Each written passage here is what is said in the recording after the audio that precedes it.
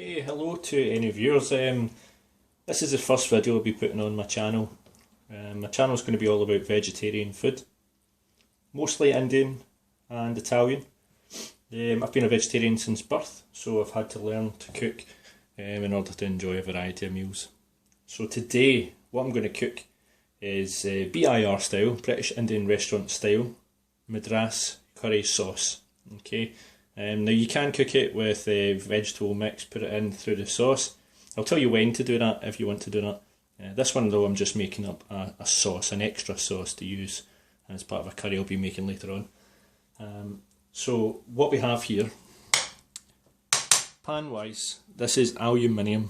Okay, reason I use it is that one, it doesn't release the same toxic chemicals that say Teflon or copper could release at high temperatures. Two, it's a great conductor. Really good conductor of heat, which is essential in cooking curry, especially BIR style, where you need the sauce to roast, they call it, which is effectively just burning the sauce. We have over here, this is base sauce. This is a good recipe. I'll upload this at another point, but effectively every sort of British Indian restaurant will have a base sauce for 90% of their curries that they'll use. It's sort of like a stock, if you think of it that way, like a stock for a soup. We have here cumin, tandoori masala, chili powder, and mixed powder or curry powder. When you're making your own curries, go for quality. Don't go for cheap from your local supermarket, the small sort of so we can find one like this kind of thing. Don't get these. These are rubbish. Okay, if you look at the colour difference when you buy a quality spice or a cheap spice, it's drastic. So get a good quality spice. Recommend Raja. Raja's pretty good, affordable, and you'll get it from your local cash and carries. We've also got garlic ginger paste. This one's homemade, just 2 parts garlic to 1 part ginger, mashed up in a mortar and pestle. You can add a bit of water if you want. This is sort of tomato paste. It's just 1 part mashed tomatoes or blended tomatoes to 1 part water. We've got this, which is methi leaf. It's the dried leaf of fenugreek. You can use the powder, but it's much more fragrant, tastier with the leaf.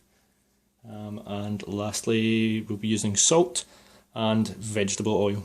You can use any sort of oil. Vegetable oil though has this right sort of burning temperature, but you can use other oils.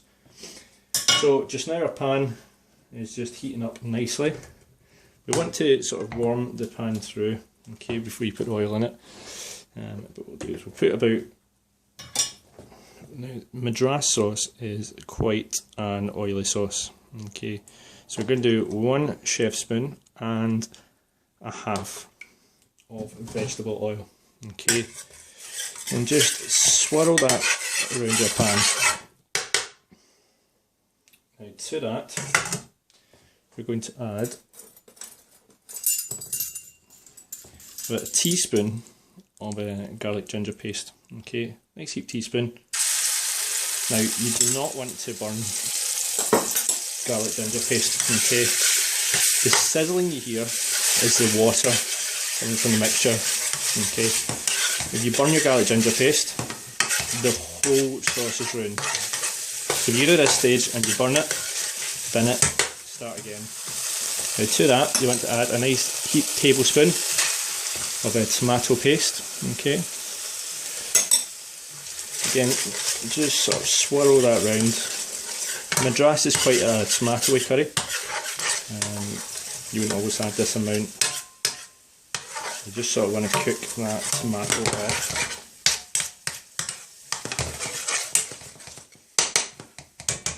Give you an idea of the heat. This cooker will go up to 6. I've got it on a 4 just now.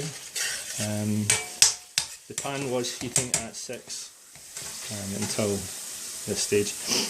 Now at this point, you're going to want to add some of your spices. Now, first of all, pinch of methi leaf. Okay, let's give that a wee quick stir round. and the smell of this is just amazing. Really, really fragrant, really, really, really nice. Now, just let this cook away for a wee second or two.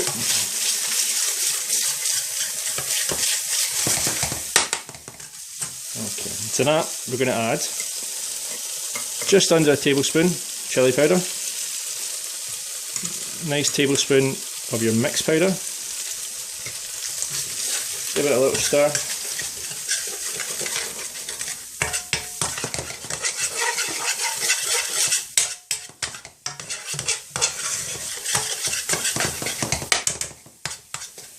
You want around about a teaspoon, just under, cumin, and just a pinch of our tandoori masala. This forms a sort of Madras paste, if you like, for the curry. Okay, very pungent, very strong flavours here. And to that takes us on to our first ladle of base sauce. Now, this sauce you want to kind of mix it into the paste, similar to if you were making a roux with Italian food, make a nice cheese sauce. Similar to that, you just want to make sure it's well dissolved in with the paste.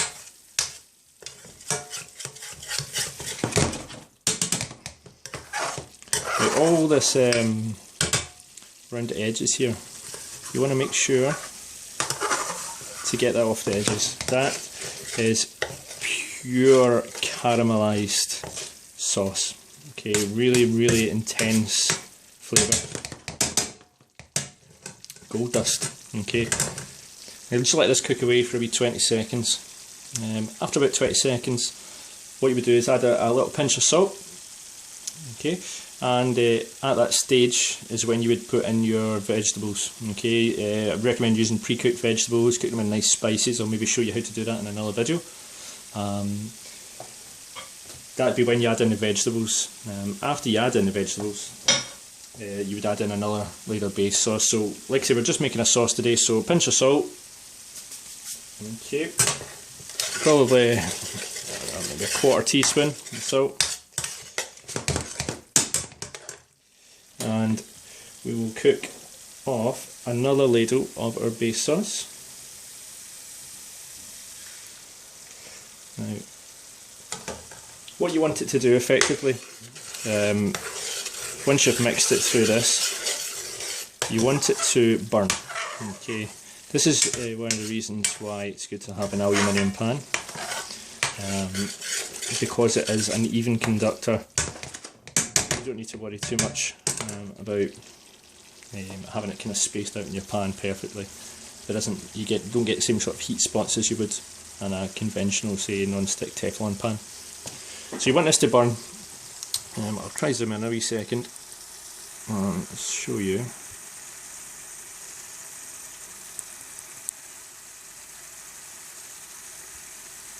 Okay. So you can see what that's doing there. Burning away nicely, as you'll see. Nice and thick. Okay. This is what you want. This is called roasting. Okay. And it's essential to sort of thicken the sauce, thicken the gravy.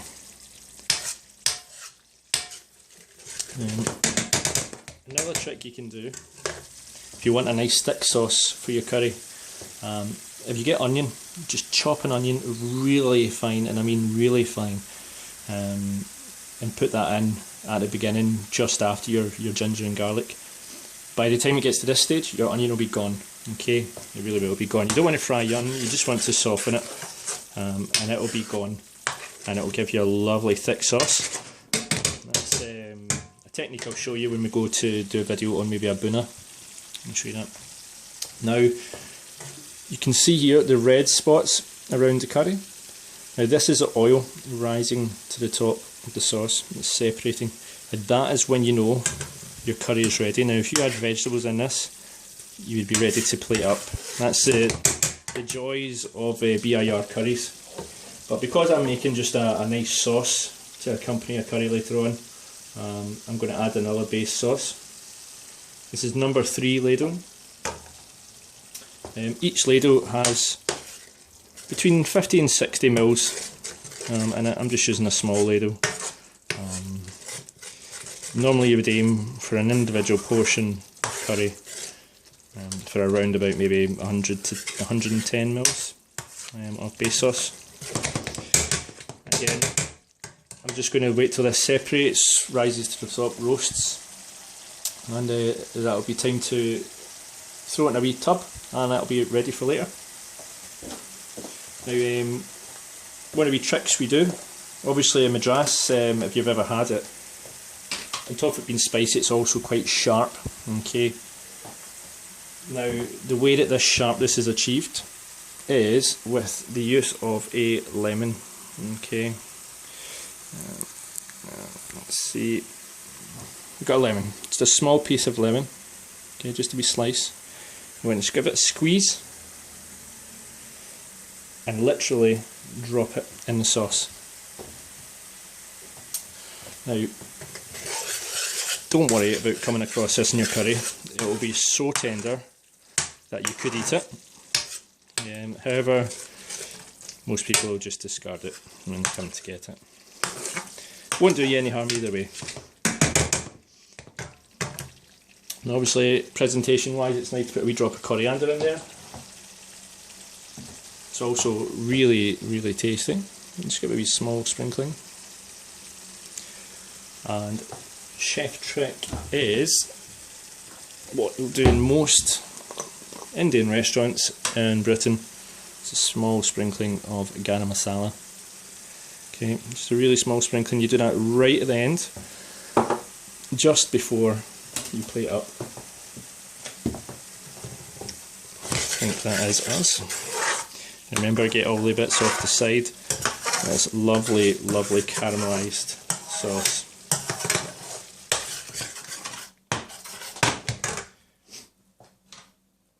What we'll do is I will plate up just here. Get these out of the way. Okay.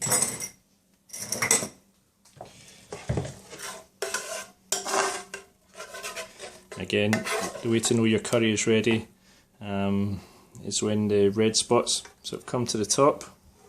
That's your oil separating. And that is how you know that your curry is all ready. So I hope you have enjoyed the first video of my channel.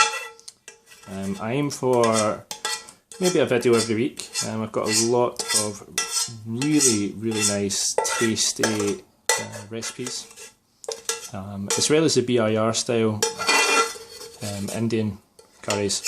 I also do a lot, well, mainly actually home style cooking, where you don't use a base sauce, so it's a lot more accessible, and you would cook over a period of maybe 24 hours. You would leave it in the pan. But we'll come to that in the next few videos. Again, hope you enjoyed. I'm Chef Stephen. This is Madras Curry Sauce.